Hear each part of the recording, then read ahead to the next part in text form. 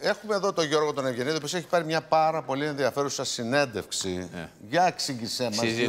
Προσπαθούμε να συζητούμε με ανθρώπους οι οποίοι δεν είναι στην Ελλάδα κάθε Σαββατοκύριακο, οι οποίοι έχουν αντίληψη και πληροφόρηση και γνώσεις. Συζητούμε με τον Emre Peker σήμερα. Ο Emre Peker είναι τουρκικής καταγωγής, αλλά με παραστάσεις, αμερικανοσπουδαγμένος, έχει δουλέψει στην Αμερική. Είναι ο Διευθυντής Ευρώπης της Eurasia, αυτού του μεγάλου think tank, η οποία συμβουλεύει για το πολιτικό ρίσκο μεγάλους οργανισμούς σε όλη την Ευρώπη. Νομίζω ότι έχει ένα ενδιαφέρον να δούμε ποια θα είναι η εξωτερική πολιτική του Μπάιντεν, ποια θα είναι η στάση του απέναντι στον Ερντογάν, και πέραν του συμπεράσματος ότι θα είναι μια θεσμική προσέγγιση. Αυτό το έχουμε καταλάβει, ότι δεν θα είναι η σχέση κολλητού που είχαν με τον Τραμπ. Αλλά να δούμε και ορισμένα άλλα πράγματα. Μέχρι στιγμής. Για να μην. Ναι, εντάξει, δεν ξέρεις ποτέ. Αλλά για να μην έχουμε και ψευδαισθήσεις ότι η εκλογή Μπάιντεν σημαίνει αυτομάτως έναν εναγκαλισμό με την Ελλάδα. Είναι μια προσέγγιση. Και μια απομάκρυνση από την Τουρκία. Πιο συνολική. Για να τη δούμε τη συνέντευξη. What will a Biden presidency mean for the United States foreign policy and the U.S. role as a global player?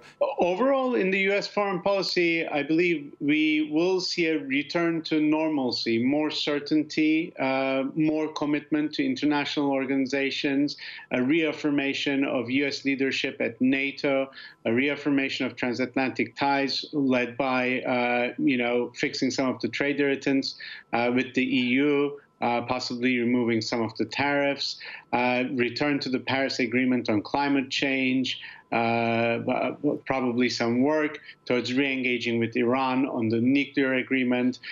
Will we see a more active and a more present role of the United States in the East Med and in NATO, taking into consideration the tension with Turkey and the close relationship that President Erdogan maintained with President Trump? I'll split that into two.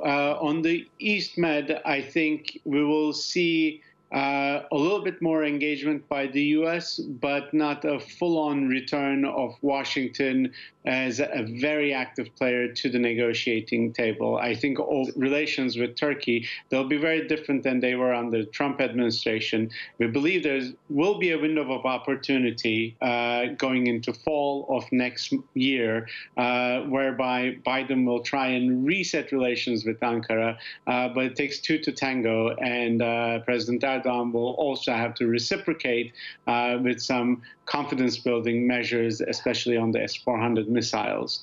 Taking into consideration Biden's approach for a more institutionalist foreign policy, don't you think that his administration would more actively intervene in order to secure the cohesion of NATO in the Eastern Mediterranean? I think one of the things that we will see, unless there is willingness on Turkey's behalf to do away with the S-400s or put them indefinitely into a warehouse or commit to never using them, the CAATSA sanctions on Turkey for the purchase of these Russian missiles becomes a much bigger reality than it was under Trump, who was obviously very keen on shielding Erdogan from such measures. And we think that for two reasons. One of them is Biden will be more inclined to follow the letter of the law and not do personal favors, which President Trump was perceived as doing for President Erdogan. And also for the reasons that you articulated, which is NATO cohesion, safety, and priorities. And the U.S. will want to set an example of Turkey and also signal to some other allies and potential clients of Russian arms supplies and missiles, such as India, that there's a price to pay if you go down that road. And let me reverse the question a bit. How does Tayyip Erdogan feel about the election of Joe Biden? And is this period we are experiencing from now until the end of January, the inauguration of the new administration, a potential window for a Turkish escalation in the Eastern Mediterranean in order to be in a better bargaining, in order to be in a better negotiating position afterwards?